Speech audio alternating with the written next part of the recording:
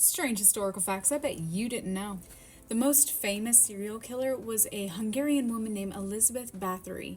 Now, she was accused of torturing and murdering 650 young women, most of them between the ages of 10 and 14. Russia ran out of vodka after the end of World War II. They were partying so hard that the entire country's reserves of vodka were completely wiped out in a matter of 22 hours. In the 18th century, a pineapple was a status symbol for wealth, and those rich enough to have one would carry it around with them wherever they went to just show off. They would also rent pineapples for parties. During World War I, soldiers on both sides employed nearly 50,000 dogs known as mercy dogs. Now, they had an incredibly important job where they would go out onto the battlefield and they would search for wounded soldiers. And they carried medical supplies on their backs, but if they did come across a gravely wounded one, they would stay with him and comfort him, and then they would rip off a piece of his uniform and take it back to camp so that he could be identified and found later. In 1834, ketchup was used as medicine for an upset stomach, and it didn't get popularized as a condiment until the late 19th century. Did you know that Abraham Lincoln is in the Wrestling Hall of Fame? Yeah, he only lost one time in around 300 fights. Can you imagine that in the MMA world today? After George Washington's presidency, he went home and opened up a whiskey distillery. And in 1799, it was the largest whiskey distillery in the country, selling over 11,000 gallons of unaged whiskey. I'm sorry about this picture, I just loved it. It made me laugh. The ancient Greeks believed that redheads became vampires after death. Now, mainly it was because redheads have a paler skin tone, as well as they have a more sensitivity to sunlight. Ferrets, dogs, and monkeys were the most popular pets amongst the Roman Empire. The ferrets would eat the mice and the rats, the dogs would be guards, and the monkeys would be entertainment. Tablecloths were originally invented as one giant communal napkin.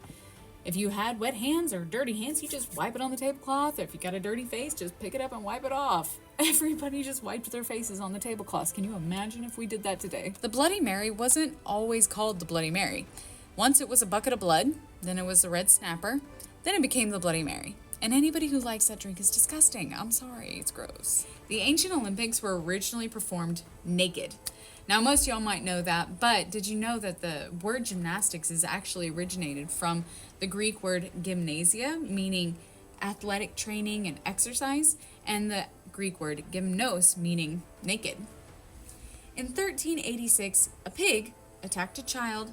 Unfortunately, that child later died, so the pig was arrested, jailed, stood trial in court for murder, found guilty, and was eventually hanged. Hung. Sorry. During a football game in 1979 between the Broncos and the Patriots, Robin Williams surprised fans by coming out as one of the Broncos cheerleaders. In the 1960s, the bars in Turkey used to hire people to carry drunk customers home in baskets.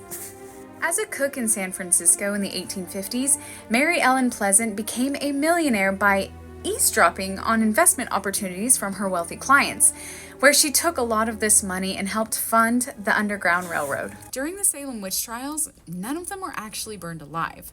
Most of them were jailed, and some of them were hung, but out of the 2,000 of the accused, none were burned. In 1850, our president, Zachary Taylor, died of a cherry overdose. He ate too many cherries, drank a bunch of milk, and somehow died from gastroenteritis, if that's how it's pronounced.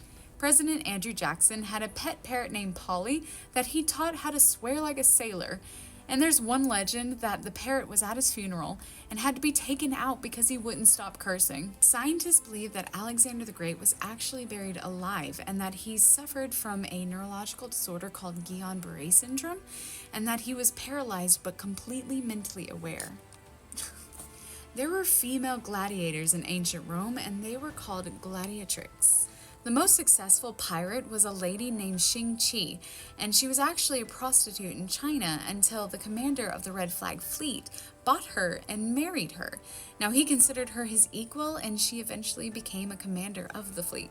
From 1912 to 1948, the Olympics held competitors for the fine arts. They actually gave out medals for literature, for sculpture, for painting, for music, for architecture. A famous Napoleon was once attacked by a horde of bunnies during a rabbit hunt. This beautiful Great Dane named Juliana was awarded the Blue Cross Medal during World War II for extinguishing an incendiary bomb with her urine. This breastplate right here shows the final moments of a French soldier who was at the Battle of Waterloo who got hit with a cannonball. After Napoleon came back from an expedition to Egypt, the Europeans were so inspired, in fact, that they went to Egypt and found out that they could buy mummies from street vendors. Some of them bought them, took them home, and displayed them in their homes, while others had mummy unwrapping parties.